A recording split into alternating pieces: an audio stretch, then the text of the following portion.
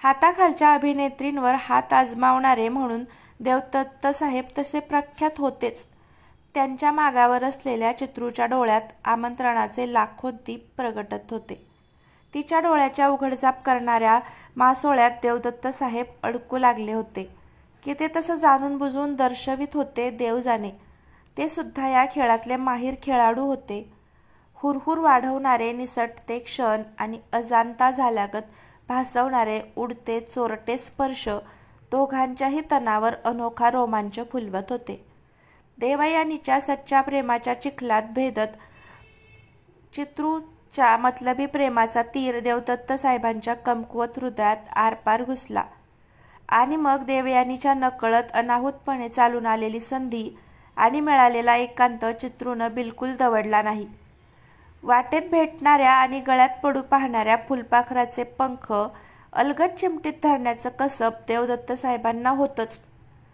मात्र आता मिठीत विसावू पाहणारं नवीन फुलपाखरू त्यांच्या जखड मुठीत देवयानीसारखं बंदिस्त होणार नव्हतं. त्या फुलपाखराचे पंख देवयानीसारखे नाजूक आणि कोमल मुळीच नव्हते. देवदत्त साहेबांना काय हवं आणि त्या बदल्यात ते आपल्याला काय देऊ शकतात या विचारांचे बरेच दिवस न सुटलेलं गणित चित्रूला आता सुटलं होतं. आणि पुढं जे घडलं ते सगळ्यांसाठी अनपेक्षित होतं. देवदत्त साहेबांच्या आगामी चित्रपटातली प्रमुख नायिका म्हणून चित्रूची निवड पक्की झाली. नायिकेचं नाव चित्रू हे चित्रपटसृष्टीत शोभून दिसणारं नाही म्हणून देवदत्त साहेबांनी तिचं नावच बदललं आणि चित्रूची अभिनेत्री चित्रगंधा झाली. खरं तर त्यांच्या आगामी चित्रपटात देवयानी प्रमुख भूमिका साकारणार होती. मात्र तिचा पत्ता कट करत चित्रूनं बाजी मारली आणि देवदत्त साहेबांची आवडती नवोदित अभिनेत्री म्हणून चित्रपटसृष्टीत दाखल झाली. बाजार बसवी निर्लज्ज स्त्री चालती हो माझ्या घरातून. देवयानीच्या डोळ्यात गारगोटी आपटून ठिणग्या पडाव्या तशा ठिणग्या पडू लागल्या. आज ना उद्या हा प्रसंग आपल्यावर येणारच ह्याची पूर्ण खात्री असल्यानं कुठलंही स्पष्टीकरण न देता चित्रूनं देवयानीच्या बंगल्यातला आपला बाडबिस्तारा आवरून घेत देवदत्त साहेबांचा स्टुडिओ गाठला. देवयानीप्रती देवदत्त साहेबांचं प्रेम कच्च्या धाग्यात ओवलेलं होतं. ते टचकन तुटायला वेळ लागला नाही. त्यांच्या खांद्यावर मान टाकून रडणाऱ्या चित्रूला ते आपल्या घरी घेऊन गेले. घडल्या प्रकारानं देवयानीवर प्रचंड आघात झाला. आपल्यासोबत झालेल्या विश्वासघातानं ती प्रचंड दुखावली गेली, संतप्त झाली. तसंही चित्रपटसृष्टीतली बरीचशी नाती ही पक्क्या धाग्यात काही ओवलेली नसतात. मतलबापुरती नाती जोडली जातात. एकमेकांवर प्रेम असल्याचं नाटक केलं जातं. चित्रपट चालावा आणि आपल्याला अमाप प्रसिद्धी लाभावी हे मतलबी हेतू त्यामागे असतात. मात्र चित्रपटसृष्टीत एवढी वर्ष राहून सुद्धा देवयानी ह्या सगळ्यांना अपवाद होती. छक्के पंजे तिला कधीच खेळता आले नाहीत. देवदत्त साहेबांवर तिचं खरंखुरं प्रेम होतं. त्यांचा सहवास लाभावा, दोघांचं नातं वृद्धिंगत व्हावं म्हणून इतर निर्मात्यांच्या चित्रपटांना तिनं नकार देऊन आपल्याच पायावर धोंडा मारून घेतला होता. पण रस्त्यावरून उचलून जिला घरात सन्मानानं राहायला दिलं, जिच्याशी धाकट्या बहिणीसारखं नातं जोडलं, तिनं आपल्याला अशा प्रकारे दगा द्यावा हेच देवयानीच्या पचनी पडत नव्हतं. देवयानीचं अभिनयातलं लक्ष उडालं. तिचं चित्त थाऱ्यावर राहिना. ती मानसिकदृष्ट्या पूर्णपणे कोलमडली. तर एकीकडे अभिनयातला ओका ठो ठाऊक नसणाऱ्या चित्रूसारख्या मुलीला देवदत्त साहेबांसारख्या हुशार दिग्दर्शकाचा परिसस्पर्श झाल्यानं तिच्या आयुष्याचं सोनं होण्यास वेळ लागला नाही. नवोदित अभिनेत्री चित्रगंधाचा पहिलाच चित्रपट सुपरहिट झाला. त्या वर्षी सर्वोत्कृष्ट नवोदित अभिनेत्रीचा पुरस्कार चित्रगंधाला मिळाला. चित्रपटसृष्टीत तर कुजबूज ही होती की नवोदित अभिनेत्रीचा तो पुरस्कार देवदत्त साहेबांनी स्वतः विकत घेऊन चित्रगंधाला त्यांच्या प्रेमाची भेट म्हणून मिळवून दिला. पुढे ग्लॅमरची चव चाखत चाखत चित्रगंधा यशाची एक एक पायरी वर चढू लागली. तर जवळच्या माणसांनी केलेल्या विश्वासघातानं नैराश्याकडे वाटचाल करत करत देवयानी यशाची एक एक पायरी खाली उतरू लागली. पुढे तर तिचं नैराश्य एवढं वाढलं की तिला मानसोपचार तज्ज्ञांची मदत घ्यावी लागली. संवेदनशील मनाच्या देवयानीला हा धक्का पचवता आला नाही. मानसिक कोंडमारा सहन न झाल्यानं नैराश्याच्या खोल गर्तेत जाणाऱ्या देवयानीला एके दिवशी वेड्यांच्या इस्पितळात दाखल करावं लागलं आणि देवयानीच्या ह्या अवस्थेला बऱ्याच अंशी चित्रगंधा जबाबदार होती. अपराधीपणाची जाणीव झाल्यानं चित्रगंधा एके दिवशी देवयानीला भेटायला इस्पितळात गेली. देवयानीला औषधांमुळे झोप लागली होती. ती उठण्याची वाट पाहत चित्रगंधा खिडकीजवळच्या खुर्चीत बसून राहिली. बऱ्याच वेळानं देवयानी झोपेतून जागी झाली. तिचे निस्तेज वैफल्यग्रस्त डोळे पाहून चित्रगंधाला वाईट वाटलं. चित्रगंधाला समोर पाहताच देवयानीच्या डोळ्यात ओळखीचं हसू उमटलं. देवयानीच्या बेडजवळ जाण्यासाठी चित्रगंधा खुर्चीतून उठू लागली. नको उठू, बस तिथेच. देवयानीनं असं म्हणताच चित्रगंधा अवघडून तिथेच खिडकीत बसली. देवयानीचे डोळे तिच्यावर रोखलेले होते. खोलीत ताण निर्माण करणारी शांतता होती. अवघडून खुर्चीत बसलेली चित्रगंधा परत उठू लागताच, बस तिथेच खिडकीत, नको येऊ माझ्याजवळ. तुझी लायकी खरं तर खिडकीत बसायचीच आहे. छिन्नाल, कपटी स्त्री कुठली.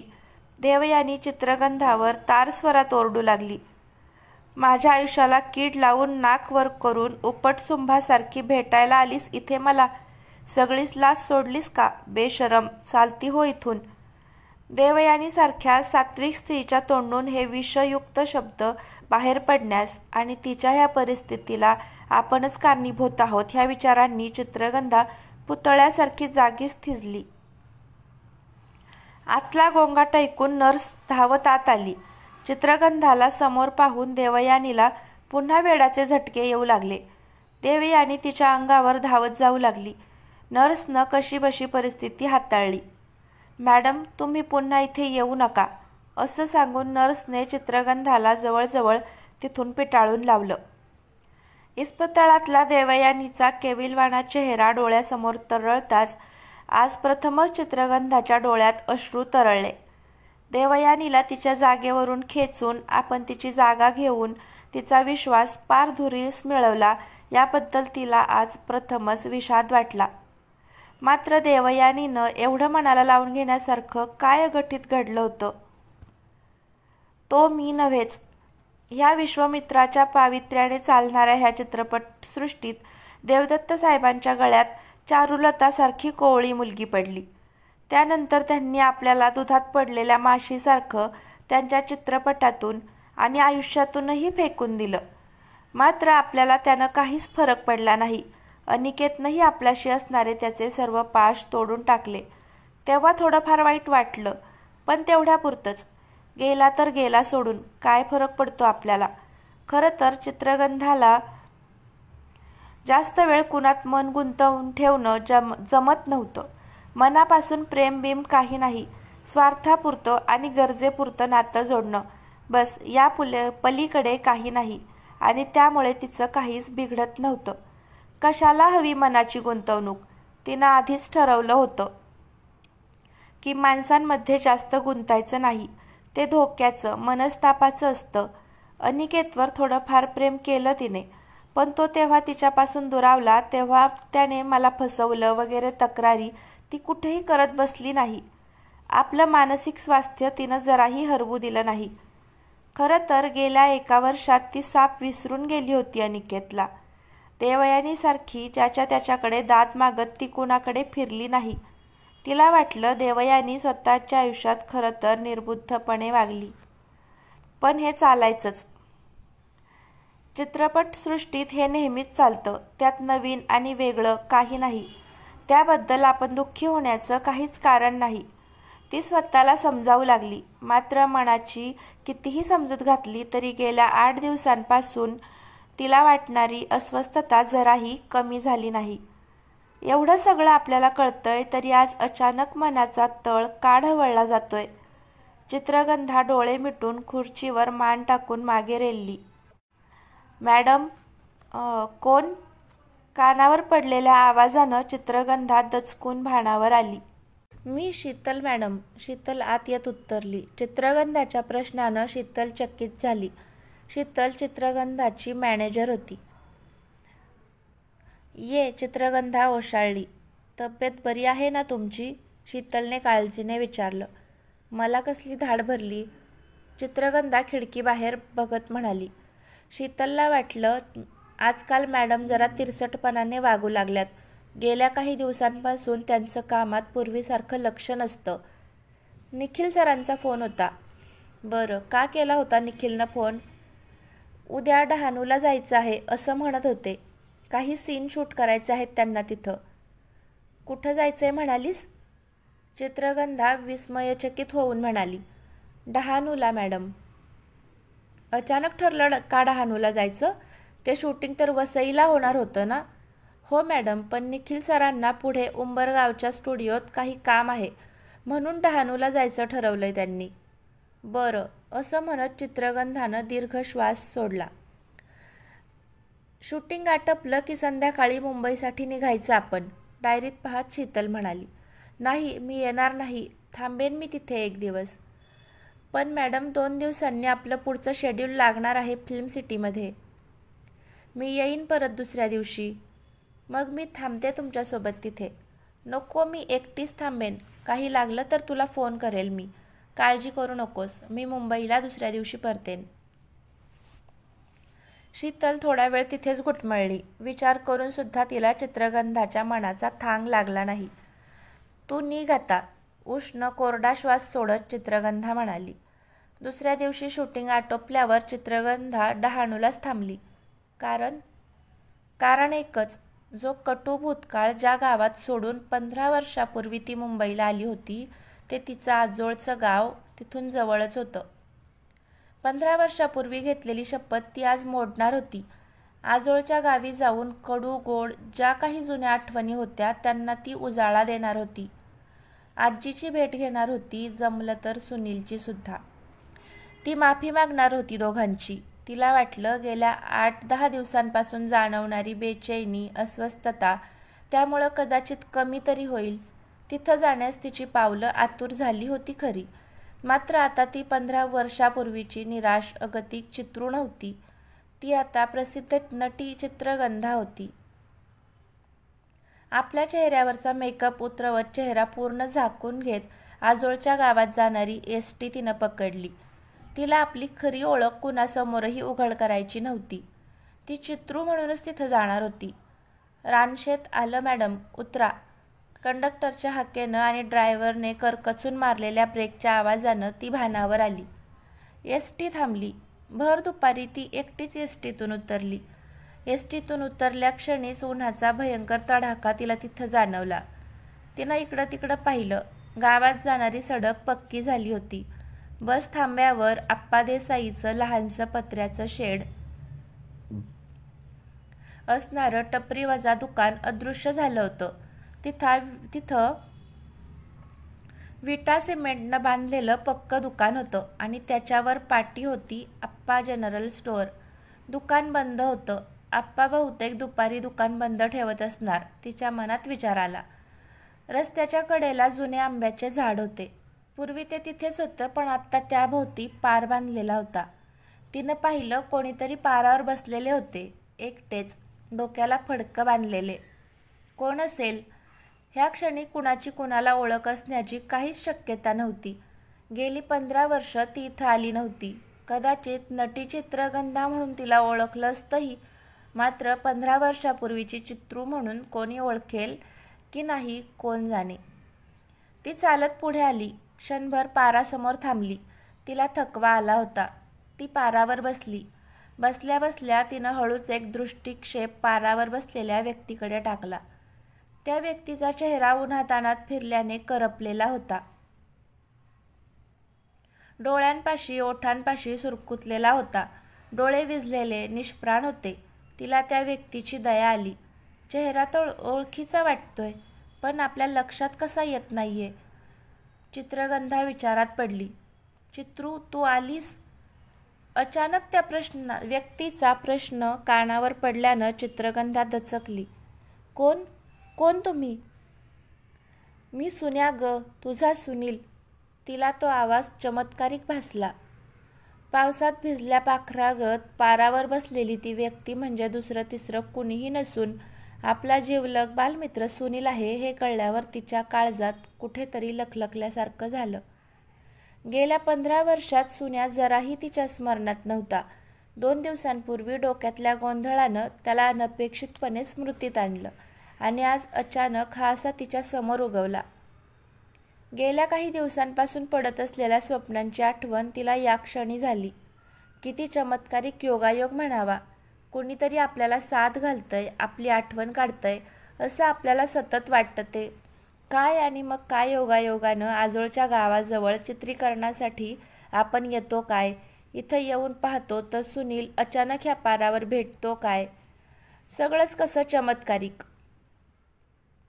तिला वाटलं आपलं आयुष्य चमत्कारांनी भरलेलं आहे हे निश्चित. किती वाट पाहायला लावलीस तू, पण मला खात्री होती एक ना एक दिवस तू नक्की येशील, थरथरत्या आवाजात सुनील म्हणाला. सुन्या, मी तुला ओळखलंच नाही रे. तिच्या आवाजात दिलगिरी होती. कसं ओळखशील, आता मोठी सिनेनटी झाली आहेस ना तू. तो क्षीण हसला. तिनं उत्तर दिलं नाही. त्याच्या बोलण्यानं तिच्या मनात अपराधीपणाची भावना आकार घेऊ लागली. गेले 10 दिवस झाले मी रोज इथे पारावर येऊन बसतो तुझी वाट पाहत, असं म्हणता म्हणता त्याचा आवाज एकदम कापला. सुन्या, तुझी काही दशा झाली रे. त्याचा अवतार पाहून चित्रगंधाला गलबलून आलं. नशिबाचे भोग. तो विचित्र हसला. काय झालं सुनील, तिनं काळजीनं विचारलं. तुला आमराई आठवते का ग चित्रू. अचानक सुनीलनं विषय बदलला. कशी विसरेन मी. तू मला वचन दिलं होतं तिथं, आठवतं ना तुला. मला सोडून जाणार नाहीस अशी शपथ घेतली होतीस तू, पण तू गेलीस. खूप वाट बघितली मी तुझी, पण मला खात्री होती एक ना एक दिवस तू नक्की येशील मला भेटायला. त्याच्या ह्या बोलण्यावर चित्रगंधा साप ओशाळली. त्यानं तिच्यावर ठेवलेला भरवसा साप खोटा ठरला होता. तिच्या वाटेकडे डोळे लावून जेव्हा तो बसला होता तेव्हा ती वैभवाच्या गादीवर आरामात लोळत होती. यशाच्या वैभवाच्या धुंदीत कधी देवदत्त साहेबांच्या तर कधी अनिकेतच्या मिठीत ती सगळा वेळ त्याला पार विसरून गेली होती. आणि सुन्या, तो मात्र पार खुळ्यागत तिची वाट पाहत राहिला होता. आयुष्याच्या झुल्यावर दोघांना एकत्र झोके कधीच घेता येणार नव्हते हे लक्षात न घेता. चित्रगंधाच्या डोळ्यात पाणी जमा झालं. तिला वाटलं ह्या खुळ्या पोरानं आपल्या हृदयात कसल्या कसल्या गोष्टी जपून ठेवल्या आहेत कोण जाणे. विसरलीस ना. त्याच्या आवाजानं ती भानावर आली. नाही नाही विसरले रे मी. तिची जीभ हे बोलताना अडखळली. तो क्षीण हसला. चित्रगंधानं लहानपणी वचन दिलं होतं हे खरं होतं, पण भावनेच्या भरात मनुष्य वाहवत जातो आणि काहीही वचन देऊन बसतो. ज्या वयात पूर्ण समजही आली नव्हती त्या वयातल्या अजाण शब्दांवर त्यानं एवढं अवलंबून राहावं. तिला त्याच्या भाबड्या आशावादावर हसू आलं.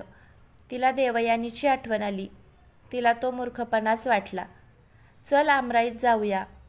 आपलं क्षीण शरीर सांभाळत जागेवरून उठत तो म्हणाला. आजीची भेट घ्यायची आहे. चित्रगंधा उठत म्हणाली. आजी ह्या जगात नाही चित्रू. त्यानं असं म्हटल्यावर आजीच्या आठवणीनं तिला हुंदका फुटला. तू घर सोडून गेलीस आणि बिचाऱ्या म्हातारीनं खाट धरली. आणि मामा, तिनं अश्रू पुसत विचारलं. तुझा कंस मामा. एकदम विचित्र हसत सुन्यानं प्रतिप्रश्न केला. हो. त्या परिस्थितीतही तिला हसू फुटलं. ढगात पाठवलं त्याला. तो विचित्र हसला. कोणी. भयभीत होत ती शहारली. मी. पुन्हा एकदा तो विचित्र हसला. गंमत करतोयस का माझी. तिनं अविश्वासानं त्याच्याकडे पाहत म्हटलं. तिला त्याचं बोलणं खरं वाटलं नाही. खोटं का सांगू. त्यानेच उलट प्रश्न तिला केला.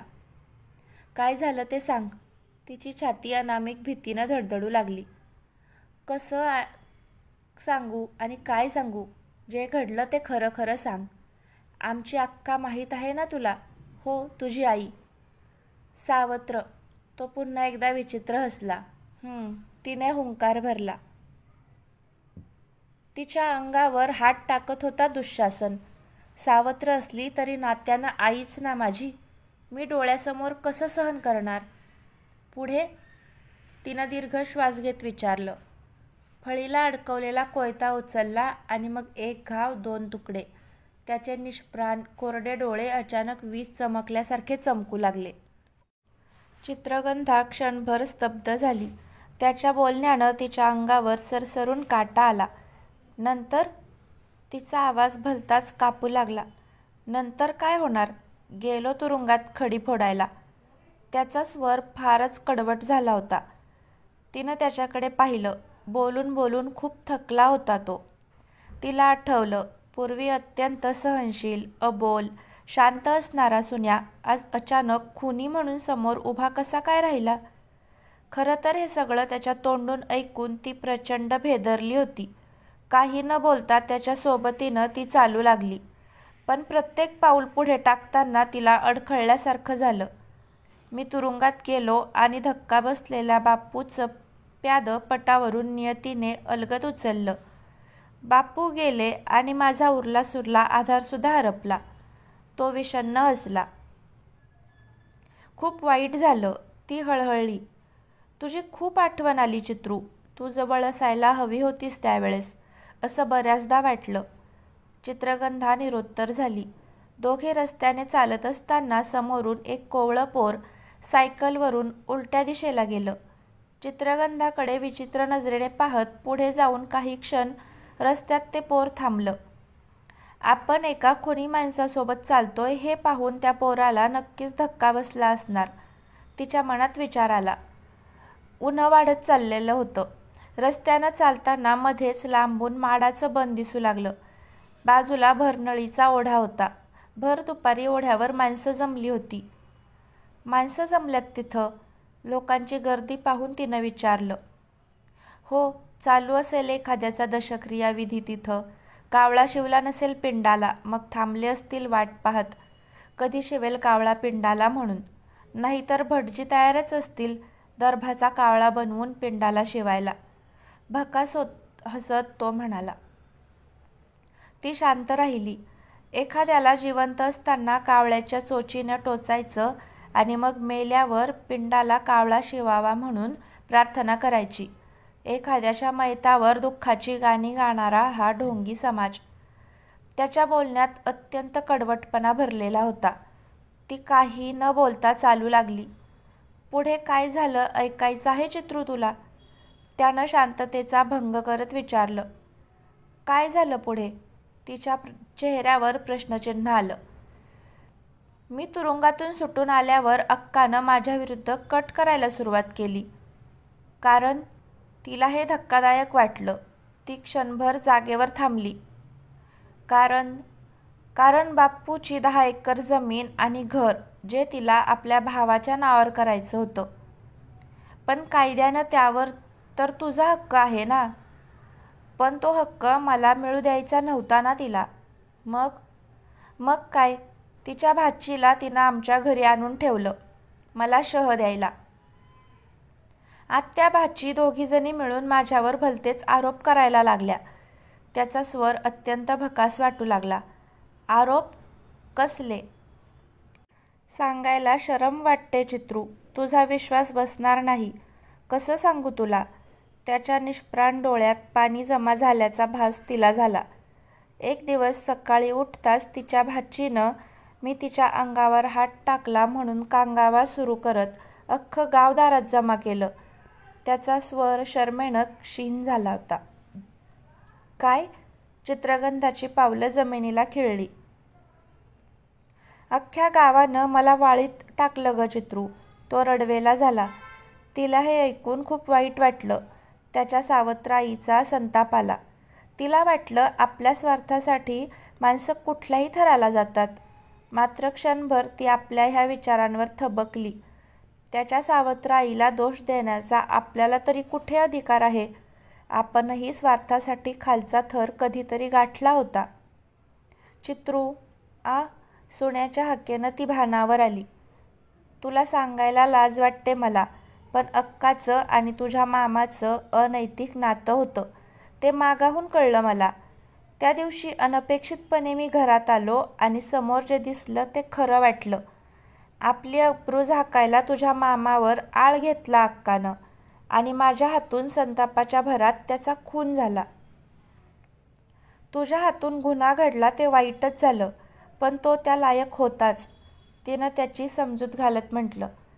चित्रू, तुझ्याशिवाय मला समजून घेणारं कुणीही नव्हतं ग. अगं काय सांगू तुला, काय काय भोगलंय मी. कधी गावातल्या रस्त्यावरून चालत निघालो तर मला पाहून पोरीबाळी आपल्या खांद्यावरचा पदर सावरू लागायच्या. घराच्या ओट्यावर बसलेल्या असतील तर उठून घरात पळायच्या, दार लावून घ्यायच्या. मी इतका बेशरम आहे असं वाटतं तुला?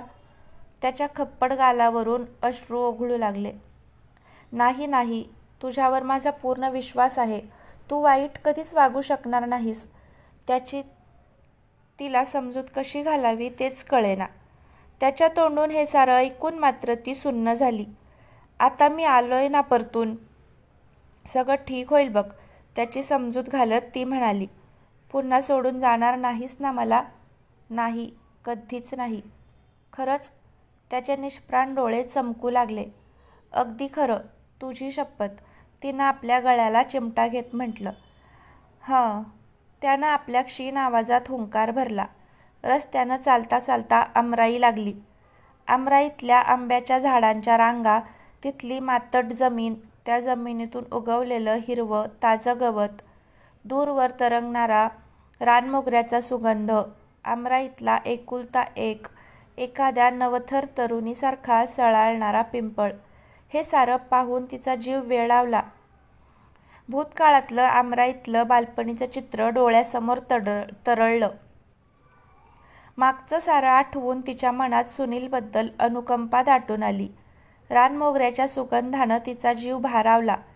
कितीतरी वर्षानं तो सुगंध ती अनुभवत होती. तिथल्याच एका आंब्याच्या वृक्षाला झुला टांगलावला होता. भान हरपल्यागत ती झुल्याकडं धावली. तिच्याही नकळत झुल्यावर बसून ती हळूवार झोके घेऊ लागली. झोके घेताच तिचं शरीर सुखावलं, शिथिल झालं. पुन्हा झोक्यांचा खेळणं खेळण्याची शपथ मोडलीस तू चित्रू? सुनीलचा आवाज खोल दरीतून आल्यासारखा आमराईत घुसला. असू दे सुन्या, आज मोडूया आपण ती शपथ. जुना आनंद परत मिळवायचाय मला. तो पुन्हा एकदा विचित्र हसला. मला झोका घाल ना सुन्या. हो घालतो. आणि तुझ्या गोड आवाजात गाणंही म्हण बरं, मला आज ऐकायचंय तुझं गाणं. हो. तो क्षीण हसला. एक झोका तुझा, एक झोका माझा, वेड लावी खुळ्या जीवास, एक झोका तुझा, एक झोका माझा. झुल्याला अलगद हेलकावे देत गोड पण क्षीण आवाजात सुन्या गाऊ लागला. धरी डोईवरी प्रेम सावली, खोल आभाळाची ती निळाई, झोका घाली सखा तो बावरा, वाटे त्यास नव्या भेटीची नवलाई. तिला वाटलं हा स्वर त्या सुन्याचा नाही, ज्या स्वरात पूर्वी अवखळपणा निरागसता भरलेली होती. तो स्वर बदललाय त्याचा नक्कीच. की मग आपला सुन्याच बदललाय. त्याच्या गीतात, स्वरात तिला वेदना, आर्तता जाणवू लागली. ओढ लागे नव्या भेटीची खुळ्या जीवास, सखे झोका गेला तुझा उंच आकाशी, वेड्या स्वप्नांची बांधून गाठोडी, जपून राखली मी आपुल्या उशाशी. त्याच्या आर्तस्वरातलं गाणं ऐकता ऐकता तिचे डोळे पाणावले. तिने डोळे मिटले. हरवलेलं काहीतरी तिला गवसू पाहत होतं. तिला काही काळ तंद्री लागली. एक झोका तुझा, एक झोका माझा, वेड लावी खुळ्या जीवास, एक झोका तुझा, एक झोका माझा. तिने डोळे उघडले, मात्र तिला सुन्या आजूबाजूला कुठेही दिसेना. ती घाबरली. ती सुन्याला हाक घालू लागली, पण त्याचा कुठेही मागमूस नव्हता. अचानक वातावरणात बदल झाल्यासारखं तिला जाणवलं. मगासपासून नवथर थरथरणारा पिंपळ अचानक वेगाने सळसळू लागला. पाखरं पंख फडफडत घरटी सोडून उडू लागली. झाडांच्या पानातून वारा सुसाट वाहू लागला. ज्या फांदीला झुला टांगला होता ती आंब्याच्या वृक्षाची फांदी जोरजोरानं हलू लागली. झोका वेगात झुलत होता. हे पाहून चित्रगंधा प्रचंड घाबरली. तिला झुला थांबवता येईना. आणि तेवढ्यात काही कळायच्या आत कडकड आवाज करत झुल्यासकट आंब्याची फांदी चित्रगंधाला घेऊन जमिनीच्या दिशेनं येऊ लागली. जीवाच्या भीतीनं तिनं डोळे गच्च बंद केले. तिनं मोठ्यानं किंकाळी फोडली आणि अचानक तिला जाणवलं की कुणीतरी आपल्याला मिठीत अलगत झेललं आहे. तिनं डोळे उघडले. सुन्या, तू? मला माहीत होतं सुन्या, मला वाचवायला तू नक्की येशील. डोळे विस्फारित त्याच्याकडे चित्रगंधा म्हणाली. तो फक्त हसला. सुन्याच्या घट्ट मिठीत तिला पिसासारखं हवेत तरंगत असल्यासारखं वाटलं. त्याच्या मिठीत ती सुखावली. आत्ताच्या क्षणापुरत्या तिला कोणत्याही विवंचना नव्हत्या, प्रश्न नव्हते. मनातली बेचैनी, अस्वस्थता, सारं काही संपलं होतं. आता आपणच कायम एकत्र राहू. आता कोणीही आपल्याला वेगळं करू शकणार नाही, सुन्या म्हणाला. हो, कधी म्हणजे कधीच एकमेकांपासून वेगळं व्हायचं नाही. ती हसली. खरंच? तो विस्मयचकित म्हणाला. तुझी शपथ. आणि मग समाधानानं हसला.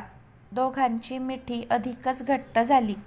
तेवढ्यात अमराईत स्त्रीच्या आवाजातली किंकाळी ऐकून मगासचं ते सायकलवालं कोवळं पोर धावत अमराईत आलं. अमराईत आल्यावर समोरचं दृश्य पाहून ते पोर भरनळीच्या ओढ्याच्या दिशेनं बोंबलत धावत सुटलं. बळी घेतला, बळी घेतला, सुन्यानं बळी घेतला. त्यानं ज्या झाडाला फास लावला तिथं एक बाई मरून पडली.